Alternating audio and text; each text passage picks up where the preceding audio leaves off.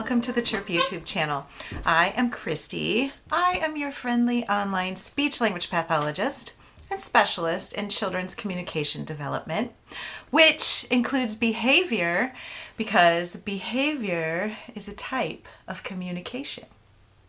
Today is an SLP, speech language pathologist, quick tip video. I'm sprinkling these quick tips throughout my longer series on the pyramid model, which is a great series. So if you haven't already been watching those videos, you can catch up on them in that playlist right there if you would like.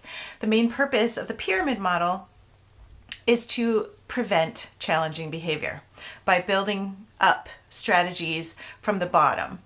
Our quick tip videos you can put into place today. And today we're going to talk about affect. Affect is not something that we normally hear talked about that much unless people are on stage. But affect is something that can either draw in a child, especially one with developmental differences, or it can push a child away. We need to keep this in mind when we are working with or playing with a child. So let us start with a little friend of mine. I'm going to call him Mikey, not his real name. Mikey was a child who was very floppy. He was very hypotonic. Hypotonic means floppy, not a lot of tone. He did not respond well to people. He kind of was in his own little bubble. He did have interests, of course, we all have interests, but they didn't involve other people. And it was very difficult to find ways to engage him in reciprocal activities. One of the things that it didn't take very long to figure out about Mikey is that if I came in and I used a very quiet, relaxed tone of voice, he was even more floppy and even less engaged. But if I came in with loud activities, a loud voice, raised up eyebrows, an excited look on my face, big eyes, that kind of thing, he responded much better. This is the kind of child, the hypotonic child, the hypoaroused child who needs to be pepped up. And that is my job as the communication partner. My job is to pep up the environment, pep up myself, and therefore pep up the child so that he is at an arousal level where he can relate, where he can engage. Sometimes this kind of analysis and adjustment is called co-regulation. He was not exactly dysregulated before I came on the scene. He was very relaxed, but he wasn't engaged because he was too under-aroused. We can co-regulate, meaning that I bring something to the table that he needs in order to be able to relate better.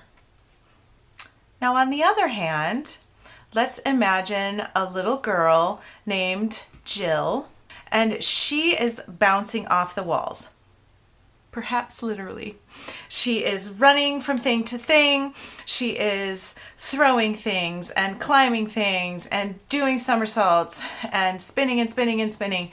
And when I bring out an activity, she rips through it and runs away. She can't settle to anything. She's very energetic, and dare we say, hyper aroused. Hyper. Hyper. That means over. Hyper aroused means she's too energetic to be able to function and relate and engage. In this case, if I come in and I'm also hyper and moving around a lot, high eyebrows, big eyes, lots of expression in my face, this is not going to help her. This is going to contribute to the problem. Instead, I need to have more of a placid facial expression. I need to not move my body around so much, or my head. I need to not have so much change in my vocal volume or pitch. Everything should be much calmer, as calm as possible. That's going to help Jill co-regulate with me so that she can be calmer. She can sort of feed off my calmness and become calmer herself. If you haven't already figured it out, it's pretty easy to tell whether we need to downgrade our excitement and affect, or whether we need to upgrade our excitement and enthusiasm. If a child is very hyper, is on the edge as far as what she needs sensorily, or if she is already displaying some extreme emotions, we need to go into the situation very calmly. You are there to diffuse tension. If, on the other hand, a child is very internally focused, very quiet, very uninterested in the world, probably also kind of physically floppy compared to the other child who's probably very tense and stiff, the child who is the under-aroused child is going to need us to be uplifting and to be effervescent so that he can rise along with our bubbles. This is the idea of affect, and of us using our affect to help a child be more ready to engage.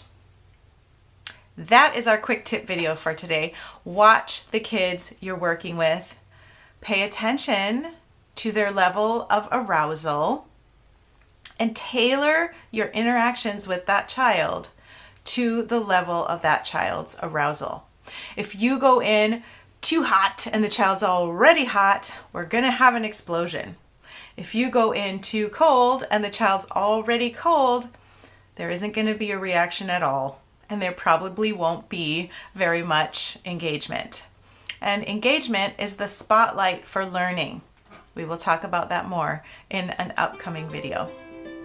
Have a great day today. Go forth, use your new skills with some kids today, and I'll see you in the next video. Bye.